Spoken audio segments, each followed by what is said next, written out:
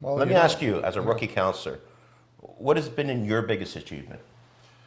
biggest achievement. Because you represent a very challenging well, area sometimes, people well, would call I it. guess if you're talking about just my district or overall in the city, I think one of I'll our talk about larger. Rexdale, talk about in Ward 2. Well, Rexdale, I think the achievements, we've had a lot of achievements there. We've fixed up some parks. What I did is I gave some seed money to the community of $5,000. I guess the folks around the world, I'm the only politician that I know of, Rob, in the entire country, maybe North America. I donate my salary back into the community. I put some seed money into a park, $5,000. That 5,000 turned into 60,000. And that park, Rob, sat there for 40 years without new equipment. So we put new equipment in and revitalizing the parks, and I'm going to plan on doing that right across Well, let me ask you this, what a lot of people would ask. How can you afford to donate back $110,000 a year? Well, we have a company, a great company called Deco Labels. I spent 12 years in Chicago.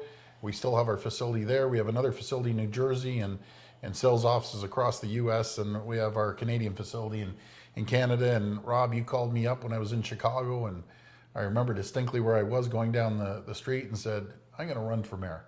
And I almost hit a couple telephone poles when you told me that, because I knew I knew what the next question was, is come and run in my ward. So we put the business on hold. We focus on service above self. Rob and I were Rotarians for years, and that was their slogan, service above self.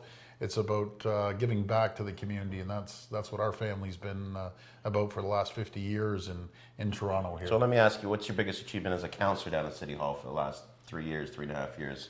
Well, working vice chair of budget, we were able to actually balance the books, folks. When we first came into office, the first thing we were told by the city manager, we were facing $774 million of pressure going into that year. And we had a great budget chief at the time, Mike DelGrand. He did a great job as his vice chair. Now we have Frank DiGiorgio. So again, I think it's about balancing the books.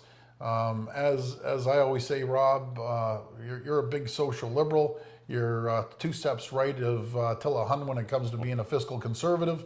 But your theory is, you take care of the balance book and you can take care of the most vulnerable people in the city. I would describe myself a little bit different than that. I just look out for everyone, no matter who they are. When people call me, I personally return their calls, go right to their front door to serve them. It's all about excellent customer service. It's not left, right, or center.